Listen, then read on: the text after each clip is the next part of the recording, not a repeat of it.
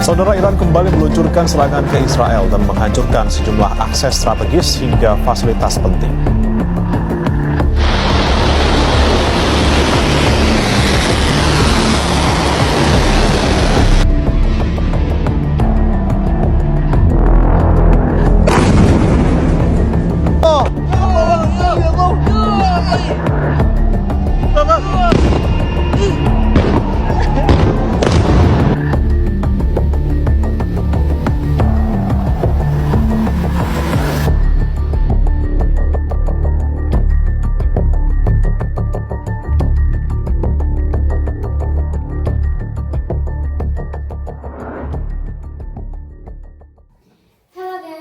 Welcome to Suara Wawasan, tempatnya kita ngebedah isu-isu global dari kacamata anak muda yang cinta sama tanah airnya. Oke, pada episode kali ini kita bakal bahas konflik yang lagi panas-panasnya, yaitu Iran lawan Israel. Kalian pasti udah dengar di berita ataupun timeline, tapi sebenarnya kenapa sih eskalasinya sebesar ini? Terus apa aja dampaknya? Dan bagaimana Indonesia agar tetap aman, damai, dan tetap berdiri tegak jaga kedaulatan. Tenang aja, hari ini kita bakal kupas bareng-bareng, tapi tetap dengan vibe santai khas kita.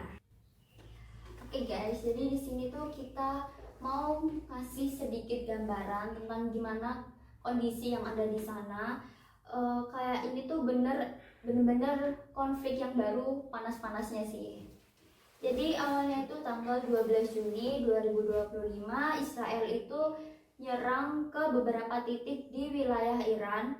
Terus kayak ini tuh titik awal yang dimana situasi ini makin memanas ya. Terus selanjutnya besok harinya tanggal 13 Juni 2025 Iran itu nggak tinggal diem aja. Jadi Iran juga ngebales kayak ngirim beberapa ratusan rudal dan drone yang dikirim ke beberapa wilayah Israel. Terus situasi ini tuh kayak makin tegang. Iran pun mutusin buat matiin semua akses data, yang dimana rakyat-rakyat ini tuh nggak tahu tentang informasi yang ada di sana. Terus rakyat di sana tuh nggak bisa update apa-apa. Lalu juga beberapa warga pun kayak nyari tempat yang aman.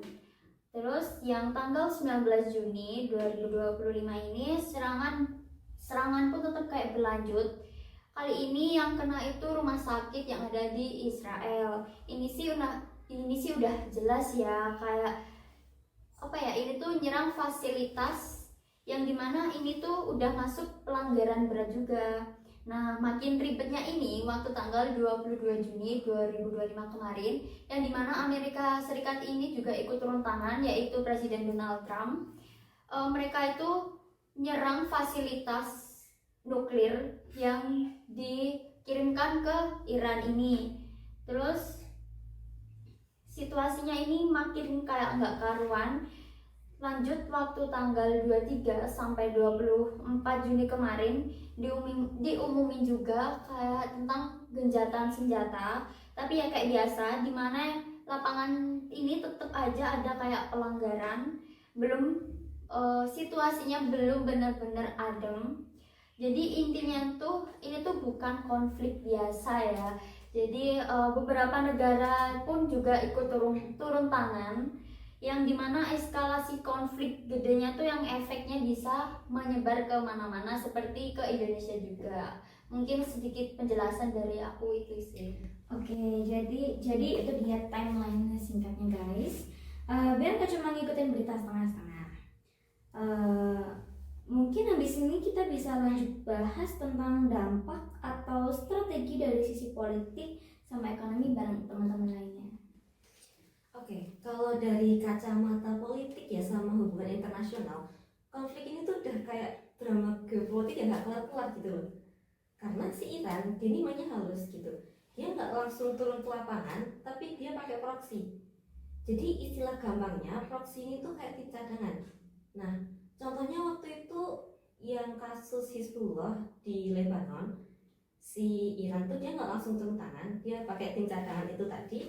Nah, jadi walaupun nggak pakai nggak turun tangan langsung, dia tuh tetap bisa ikut campur gitu loh. Jadi walaupun nggak nyerang langsung secara frontal, si Iran tetap bisa ikut campur dalam perangnya tersebut. Nah, Israel sendiri ini udah jelas banget kalau dia tuh didukung penuh sama si Amerika Serikat. Ibaratnya kayak Israel tuh di backup gitu loh sama Amerika Serikat, mulai dari sisi senjata, teknologi militer, sampai urusan politik di panggung dunianya.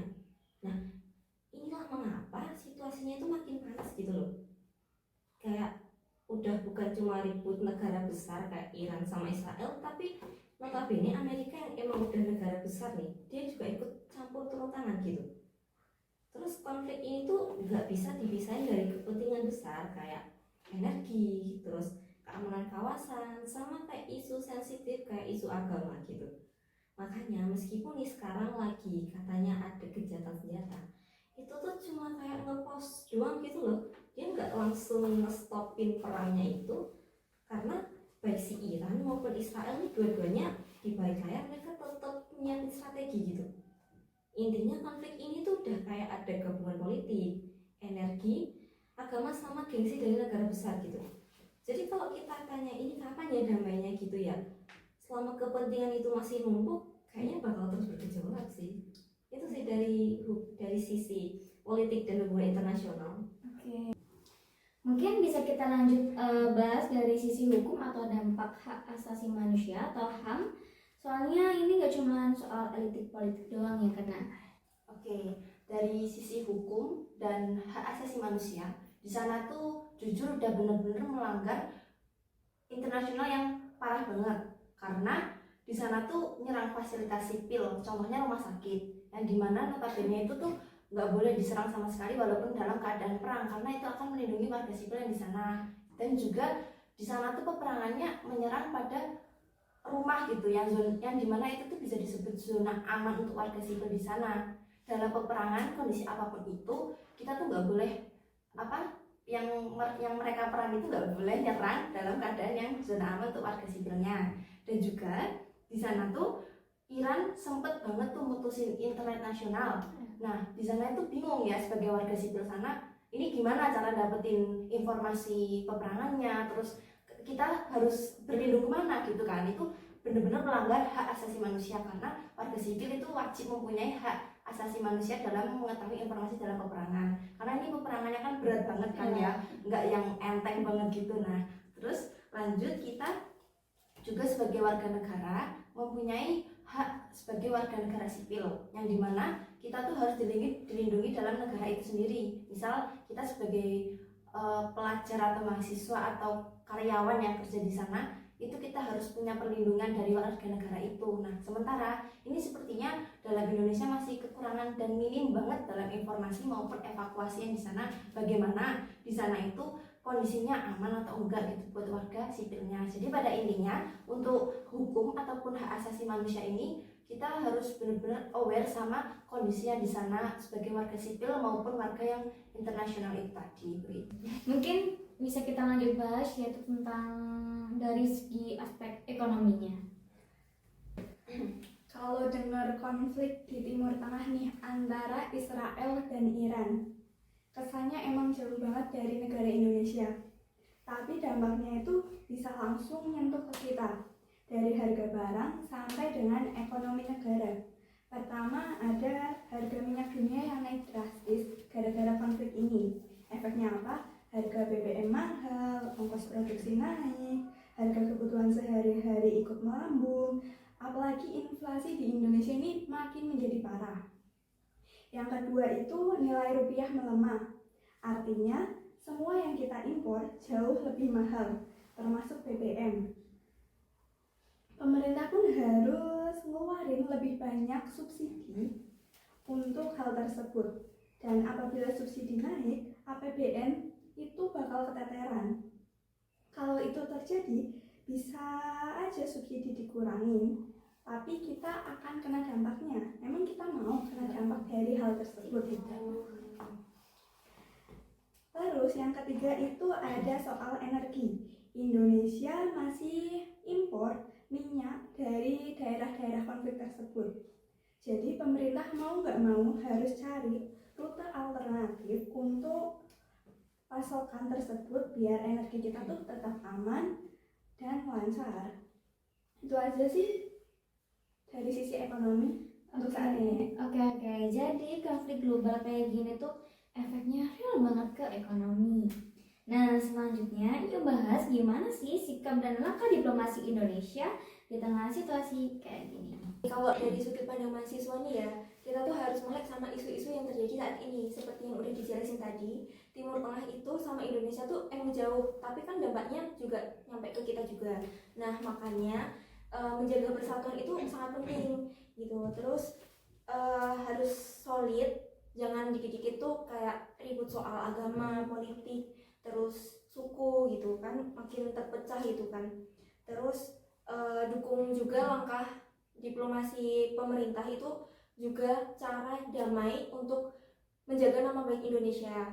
Nah, sama perlindungan warga negara Indonesia di luar negeri itu juga wajib diperjuangkan. Intinya itu jadi warga negara aktif itu harus ngerti isu, terus politik sama suku, nggak cuma nonton dari jauh aja, tapi kita juga ikut berpartisipasi. Kemudian yang paling penting itu jangan cuma update sama hal-hal yang nggak terlalu penting gitu. Jadi update soal berita yang baru panas gitu, itu juga sangat penting. Itu sih. Oke. Jadi singkatnya atau simpelnya konflik Iran-Israel ini bukan hanya sekedar drama luar negeri aja, tapi juga berdampak global termasuk Indonesia. Indonesia perlu juga stabilitas dalam negeri, aktif berdiplomasi dan siap hadapi dampaknya. Intinya kita harus pegang teguh nilai kewarganegaraan, jaga perdamaian, persatuan, dan lindungi warga negara Indonesia atau WNI dimanapun mereka berada. Oke guys, thank you banget nih yang udah dengerin Suara Wawasan. Semoga kalian semakin melek terhadap isu global, tapi tetap cinta sama tanah air. Kita ketemu lagi di episode selanjutnya.